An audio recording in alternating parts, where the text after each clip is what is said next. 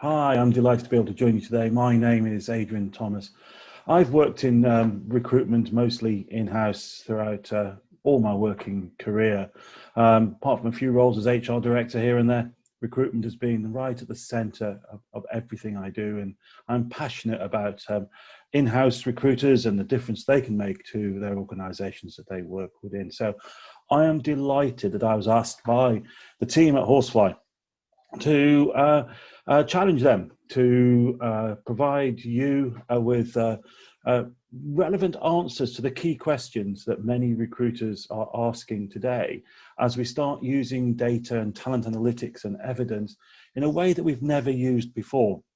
I mean, we've all had to write those monthly reports, and we've all had to fill in the various metrics that we've been measured against in our careers, the time to hire, the cost per hire, and all these other, in somewhat ridiculous metrics, I believe, that don't actually tell you what you're going to do in the future. They simply report what you've done, and they're rear looking. And I'm been searching most recently for information, data that I can rely on looking forwards. So when the Horsefly team told me that they'd like me to put some questions to them on behalf of the in-house community, I said, great. I've been chair of two recruitment society and the RL100, which represent in-house recruiters. And I've suffered over the years with people asking me loads and loads of questions to which I really would like to see some answers. Now, mostly it's around how we can get the data we need for better decision making, how we can have reliable data. So I was to put scratched my head and got thinking, and I think there's four things that actually could be the key questions out of the 100+ questions I could have probably come up with today. And I'm going to put them to Mike Sandiford from Horsefly. He's one of the team there, and he's going to do his best to answer my questions. So Mike, I don't really want to commission research and wait weeks for it. I want data now. What's the speed of data? And can I get hold of it myself in real time? Can I use it simply and with confidence that I can be believed when I'm presenting that data internally? So is that, second question, is that information that I can use credible? Can it help me with my recruitment plans? The second question. Third question. It's all about quality and diversity.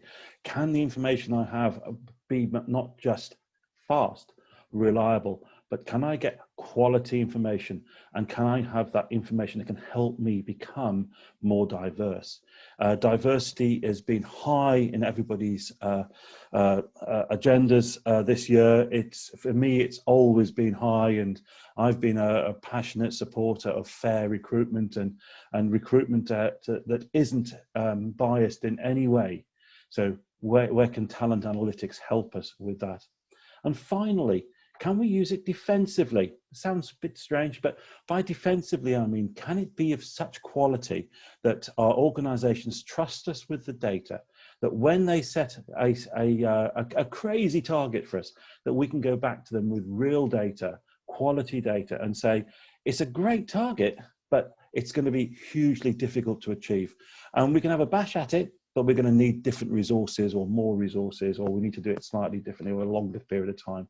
But the information that can enable us to challenge back to the business when they're giving us quite legitimate challenges, but we have got the information to be a strategic partner in that conversation.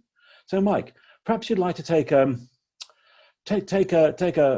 hard to fill or a role that has tough diversity targets, or a complex role, a tech role maybe, and see if you can answer my 4 questions. Over to you, and I'll come back after Mike, and I'll see if he's answered them. Over to you, Mike. Thanks, Adrian, and hi everyone. I'm Mike Sandiford from Horsefly. I manage our partnerships.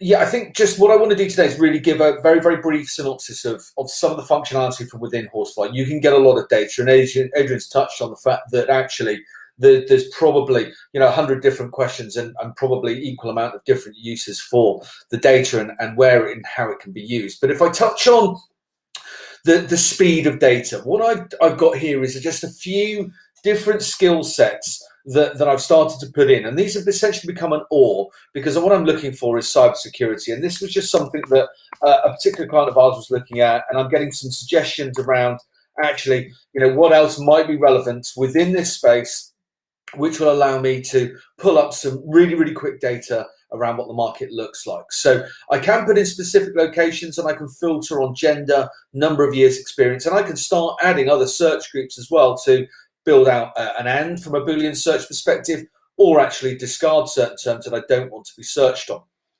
So if I run that search now, what I'm going to get is really, really quick data. And Adrian's touched on that, not waiting 2 weeks, at your fingertips for a quick conversation that you need to go and say, okay, how many people are there in terms of the skill sets that we need across the UK?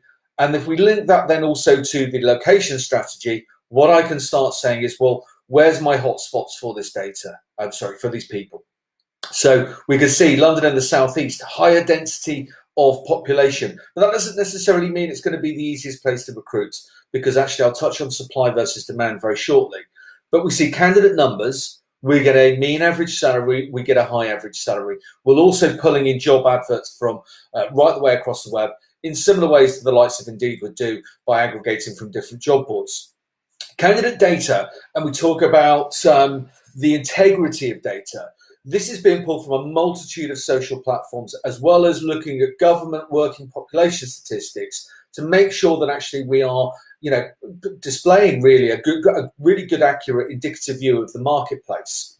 So there's a number of different things I can do. If I wanted to drill down from a macro level into a micro level and look at perhaps the Southeast as a region, I can do exactly that. So I've clicked into the Southeast here. I'm then going to see sort of the towns and sort of areas where there's a higher population of people.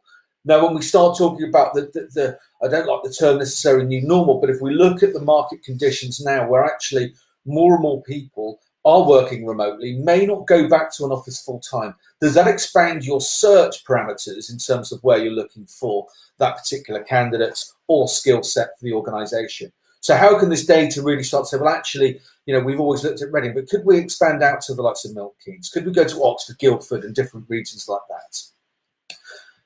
Coming back to the overall view, whilst we can see the mean averages and high average salaries and the candidate numbers, it's important to start then drilling into actually a little bit more information, because high number of candidates doesn't necessarily mean easy to recruit. And again, it's about having this data right now before that marketing strategy happens to say, well, actually, yeah, London has got the most amount of candidates. And we see this on the supply and demand graph here. This green bar is showing me the average salary in different regions. The blue bar is telling me the candidate numbers from the left-hand side. But the black bar is then saying, okay, number of candidates per role. So if we take number of job adverts in that region, divided into the number of people, we see in London, high number of candidates, there's only 3 people available for every job that's being advertised. And let's take into consideration these people are probably also actually in work as well. So if we then take someone like the Southeast, we've got over double the amount of potential candidates available. East England, even more. Now, that may not be feasible for you as an organisation to move locations, but it certainly sets the precedent around what that demand looks like. And again, I'm touching on sort of the 4 different points that Adrian's talked about here, but that's defensive use of the platform to say it's going to be incredibly challenging if we are looking in London. We look at the average salary, an awful lot higher, the high average. This green bar is indicating that it's pushing not just from the mean average right the way up to this high average as well. 2 other things that could impact that. 65% of those people have got over 8 years experience. So you'd expect that they're not going to be on an average salary. We talked about gender. And diversity across the marketplace and within organisations is absolutely critical. But if the UK average of females working within this cybersecurity sort of sector here is only at 15%, and you've got targets of 30, 40, 50% as an organisation, how is that going to be achieved in terms of delivering on that? And actually, as an organisation, are you maybe sat at 20, 25%, which actually should really be celebrated that as a business, you are doing incredibly well in a marketplace that is notoriously sort of low on population of female talent, for example. So just touching back on some of the other data that you can get, we can look at job title analysis. We can look at the competitor landscape. So again, I think this is a really nice example. We didn't put in just a cybersecurity analyst, for example. We put in the skills that these people will have. And actually, we can start to then look at what these people are calling themselves in the marketplace. Again, it's driving strategy right here, right now, rather than going out, not achieving results that you need from an advertising campaign. What is the impact to your organization by not having these people in place, right now, or actually within a sort of set sort of time to hire metric that you would typically look at. Understanding where your audience is currently working is also vitally important, because if you know that perhaps Lloyds Banking Group in this instance offer a better remuneration package, have got better benefits, and they are the key sort of employer within that area that you're looking, how are you going to attract those people? But it's about having this data at your fingertips to be able to go and have an informed discussion immediately. And again, we keep referring back to that data right now, not necessarily in 2 weeks' time. And the credibility, again, we touch on it again. We're taking data from multiple sources. So it's not just one version of the truth. This is pulling in from all different social platforms. Now, we touched on gender diversity just a second ago. What I'm just going to do is change my search and sort of talk about how I can actually look at a different strategy here. So if we imagine from universities, actually, where is this talent going to university? Now, we're looking at the overall market right now, and we can see that Sheffield Hallam is perhaps the most popular. Now, let me go and change this search and show you exactly how we could change this, looking at perhaps if we're looking at the next generation of female talent. So, editing my search, I'm taking out male candidates and anyone with over 3 years experience. So I want to look at people that have perhaps been to university in the last 3 years or are just graduating, and actually run that search. So instantly, what we're seeing is from a young female talent coming into this marketplace, it's only 239 candidates with that combination of skill sets. But actually, what I can now start looking at is what are the top universities that these people are going to. And actually that we can see there is Coventry University, University of West England, Glasgow, Royal Holloway, London, Bournemouth, Northumbria. So we could start to perhaps think about that next generation. And when we talk about build, borrow or buy, we know we can go and buy candidates from businesses that perhaps have got a higher diversity, and we can look at that from within Horsefly as well. But actually building that next generation of talent, where might you want to go and focus some of your early careers activity within specific universities for specific skill sets? It just allows you to be so much more targeted with that particular approach. So Adrian talked about international aspects as well. So I've just run that exact search again to just show you from an international perspective. We've got, as I said, up to sort of around 33 countries. About 5 or 6 of those are just in the final testing phase. But this is an example of that cybersecurity search across Germany. We're instantly looking at euros. We've got all of the regional areas and where that talent sits, and in exactly the same way as I've done previously, I can click in and I'll just click into Berlin, for example, in this instance, and I can get all of the information that we've been looking at specifically for Berlin. And actually we've got universities, company information, job title, and that's supply and demand as well. So we can really start to understand, where these people are working really quickly and efficiently.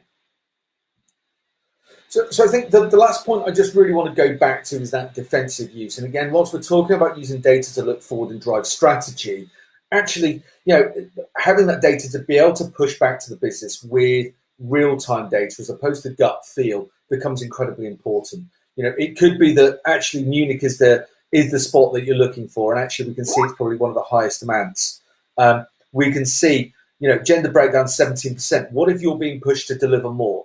What if your salaries aren't quite to the expectation within that particular market? You may be offering 55, 60K, but actually the high average is 65K. So actually what you know is if it's higher demand, higher experience level, that actually you may need to be pushing those boundaries further to be able to attract that talent. But having the data at your fingertips is really important to deliver strategy. So really great, opportunity to talk to you all today. I hope it's been useful.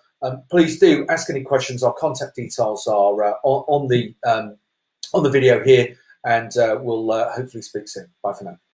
Mike, thanks. That was an incredible and speedy run through of the information available, looking at just one set of skill types, and showing that it's both national and international. I'm so pleased that you managed to cover all 4 questions. There's probably lots more to go for, but we have a limited time slot, I know. And to finish, perhaps I can hand back to you so that you can give everybody some more information about how they can contact you or Horsefly to find out a little bit more. Thank you, Mike. So hopefully it's been useful.